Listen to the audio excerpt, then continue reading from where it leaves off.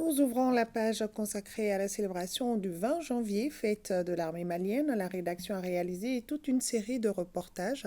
Et ce soir, partons à la place d'armes du 34e régiment de génie militaire pour voir comment se passent les préparatifs.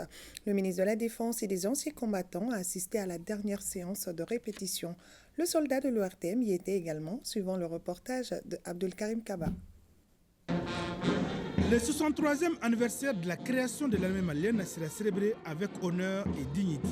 Et cela dans un contexte où les femmes enregistrent des victoires au quotidien. À la place d'armes du 34e régiment du génie militaire, lieu de défilé, les préparatifs vont bon train.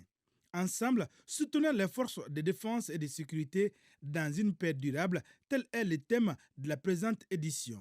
En assistant au dernier réglage avant le jour J, le ministre de la Défense et des anciens combattants veut s'assurer que toutes les dispositions sont prises pour un parcours sans faute.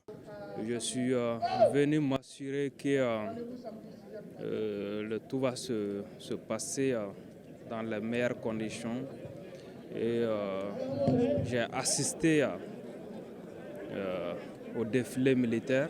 Nous avons fait quelques remarques aux uns et aux autres qu'ils prendront en compte, qui va leur permettre le jour du 20 janvier de faire un très bon défilé pour le peuple malien. La hiérarchie militaire a tenu à être présente à cet exercice, cela afin de soutenir les hommes, mais aussi les encourager pour que la célébration de cet anniversaire soit à la hauteur.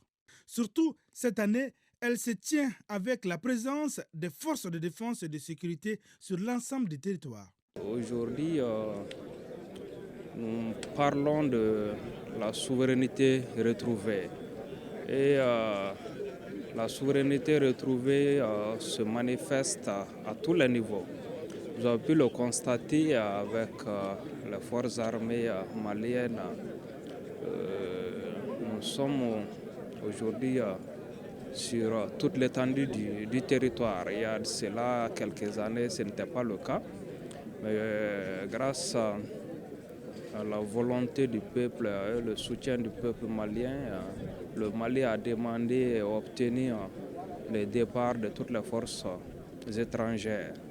Et aujourd'hui, après leur départ, nous pouvons être fiers de nos forces armées parce que nous arrivions à assurer la sécurité sur toute l'étendue du territoire.